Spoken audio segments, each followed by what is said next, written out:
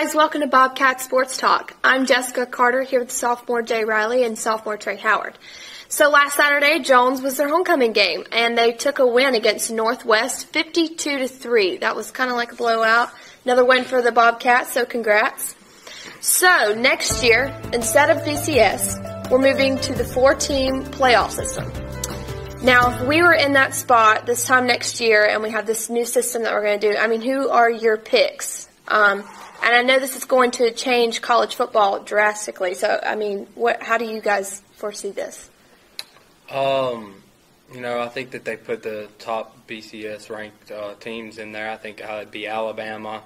Then number 2, they'd have these would be matchups against each other. I see Alabama playing Oregon and Florida State right now. If this was the BCS 2014 playoff system, then not the BCS because they're doing away with the BCS. But if this was a playoff system and they had the top 4 teams, there would be Alabama playing Oregon, and there would be Florida State playing Ohio State. And I think that Alabama would come out on top, and I think that Oregon would lose, and I think that Alabama would come out on top, and I think that Florida State would ultimately destroy Ohio State.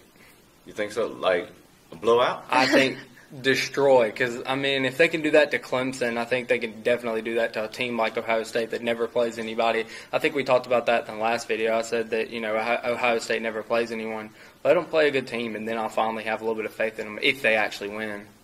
Oh, okay. Well, like you said, the BCS standards are right now, and I wish this was the year of the 14 playoff system, because right now, 1, Alabama, you got 2, Oregon. They jumped Florida State from last week, so Florida State moves down to 3, and Ohio State sitting at 4.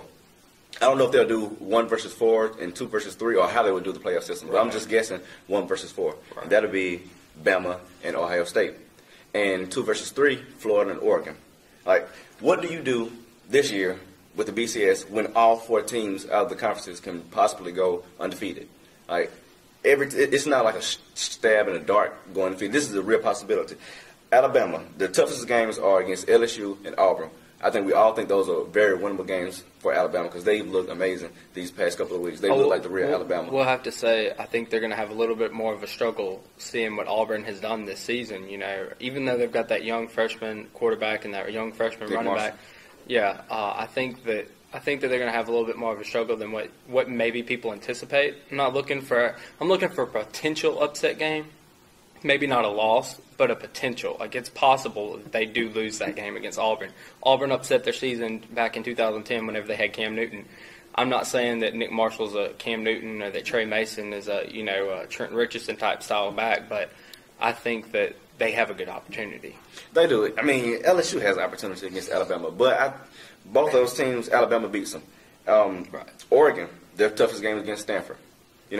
Florida State has Miami left, and I think they're going to run away with that game against Miami because Miami doesn't look. They've looked shaky their last 2 weeks. But anyway, they're still top 10, actually number 7 in the BCS standings, and against Florida. Florida, who's looking, they're injured. Everybody in SEC is injured. But Florida State, those are their toughest games. And Ohio State, they have Michigan.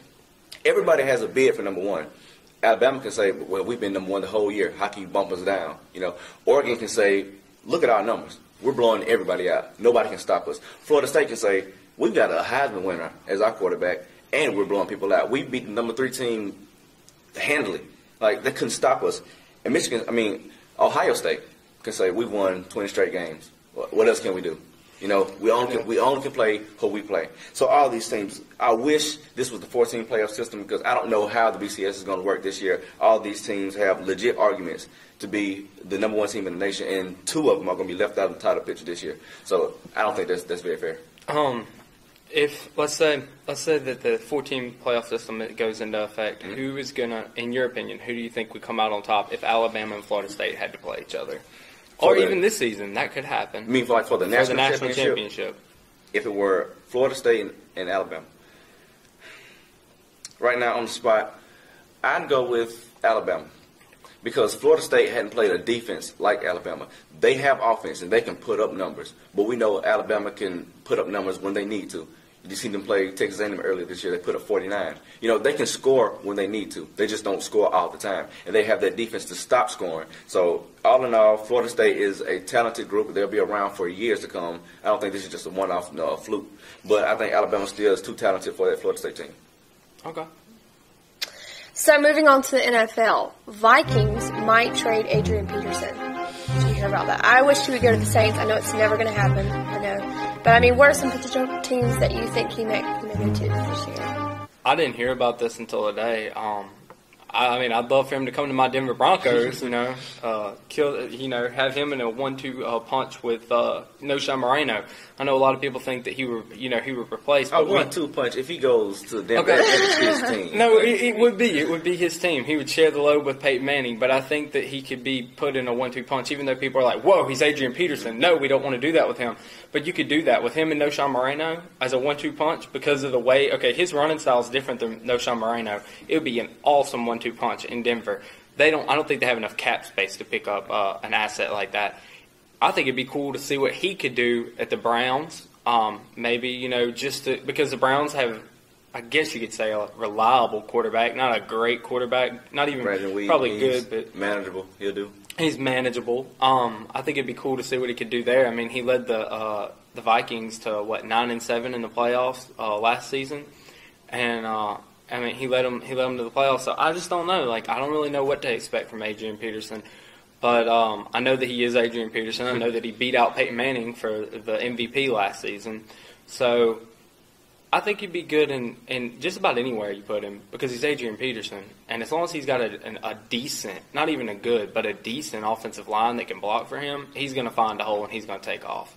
And he's going to drag people. He's going to drag defenders with him. You say you like to see him in Cleveland, something like that. We're just playing around. We don't know cap space or anything like that. But I know we're all just playing around here. And we don't know cap space or anything. But if I were the Dallas Cowboys, I'd send DeMarco Murray and a first, second, or third round pick to the Vikings for Adrian Peterson. I would do that in a heartbeat. Because they have this Tony Romo and this connection with his receivers. But when that connection goes away, they don't have it. They have DeMarco Murray, but he's just not consistent enough to keep up the pace and just be a go-to guy for when they need somebody, when their passing game isn't working. As you saw this past Sunday when Tony Romo went 14-30. And, he just could not get the passing game going. If they can get Adrian Peterson over there, he can stabilize that and get him 20 carries a game while Tony Romo doesn't have to throw 50 times a game and try to win it by himself. They can have that running back, that one back right there, and carry the load. I love to see him in Dallas, even though they're in the NFC and they will be probably formidable for my Saints. But anyway, we're just playing around, and I would love to see Adrian Peterson play with the Cowboys. I know Cowboy fans will rejoice that they'll get a solid back like that to come stabilize that franchise that has been disarray since the 90s. Right. I think he'd do good anywhere. I think he could do good at the Dolphins. He can go anywhere. I think he'd be good. Jacksonville, send him to Jacksonville. He'll do great anywhere. The Falcons. I mean, he could take Steven Jackson's place in a heartbeat. And the Falcons have I'm not going to say a great, but they have a pretty good offensive line. And I think that he'd do good there. But my ultimate pick would be for him to come to Denver because I've been watching that boy since he was in college, and I was, I'm not going to say a Sooner fan, but I was, on that Sooner bandwagon whenever he was, playing running back with Bob Stoops at Oklahoma. Couldn't think straight. I've also heard him going to the Titans for Chris Johnson. I don't know how good that'll work, but it's feasible, it's plausible. He's Adrian Peterson. That's all there is to it. Yeah, I'd hate to be the Vikings losing Peterson. He's a great athlete. So we're moving on to final word. Last Saturday, Cardinals took on the Red Sox. I mean, I think Holiday, if it wasn't for him, I don't think the Cardinals could have come out with that win, first off. But at the very end of the game, there was a bad call, or a lot of fans are claiming it was a bad call. The rule does state that if a fielder who is not in action of fielding the ball and obstructs the runner, they can get the next base. But having it be such a crucial moment and like the final, score, it bumped him up one point higher, and I just don't think it was right because it's a World Series game and it's that close. I think they maybe could have replayed it or just something.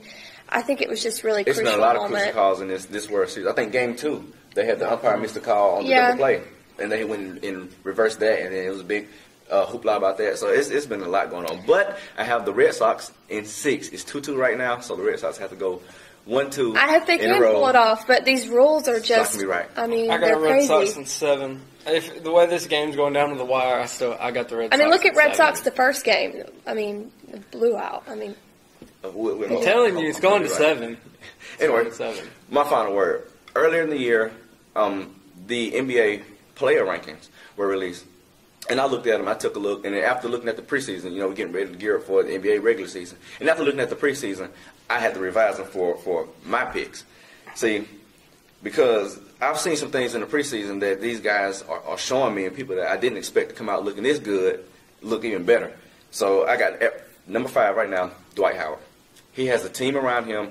It's not like he didn't have a team around him in L.A., but he has a stable team where he wants to be. And I think right now Dwight Howard shows up and shows out in Houston. Number 4, anybody that knows me knows I love Kyrie Irving. This guy he's a baller. I applaud you for that. He's a baller. I got him at number 4. Yeah. And in Cleveland, he's starting to slowly get a team around him. Maybe he comes out. This is his, 3rd year? He's going to come out, and this is not going to be a breakaway year for him because he had that last year. I think the spotlight's on him. I think he handles that really well. Number 3, I've got Kevin Durant. I got him down from 1 or 2 because he's not going to have Russell Westbrook in the first month and a half of the season. And he needs Russell Westbrook. We saw that last year. He needs Westbrook to stabilize that team. He cannot do it by himself. No one can do it by themselves, but he's got to have his guy with him to help lead that team to the NBA Finals where they want to be. Number 2, I got LeBron James at number 2 because he's still the king. He's still the best player in the league. He's going to come out there and perform. We all know this. But I just think one guy is going to outperform him this upcoming season, and that's Derrick Rose. Have you seen him play? Derrick Rose is coming out on fire. This guy has got a vengeance. I don't know if people talking about him not playing last year is getting to him, but Derrick Rose looks unstoppable. And I'm thinking right now, before the season even starts, Derrick Rose, my MVP. Are we talking about the Bulls' next legend? Like, do you think he's going to be the Bulls' next legend? He's looking like he's looking. If he keeps this up, yes. Derrick Rose. Okay. It's just a preseason. Derrick Rose looks amazing. All right. Well, for my final word, I have to take Missouri.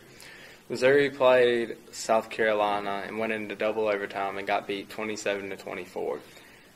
And I guess it was expected because I didn't think that Missouri could hang with the top dogs. I thought that if they played Alabama, they'd probably get beat. You didn't think they could hang with the top dog. Missouri was a top dog last week. No, they were number 5 in the BCS. I know, but I didn't think they were ranked high, but they hadn't played anybody except for was it Florida? Wasn't that who they played?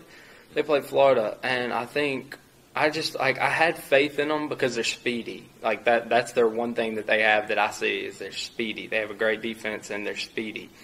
And I was like, okay, I can see this. But they went into double overtime, which you could talk, okay, you could say, well, they only got beat by a field goal, and you could go into all that. They put up a fight with their backup quarterback. You could talk about how they put up a fight, but the fact that they got beat by South Carolina, I think that their opportunity in the SEC is it's great, but it's limited. You know what I mean? I think that this season, since they lost that game, they may still go because of the way that it's messed up. The way that it's messed up in the East, they could still go.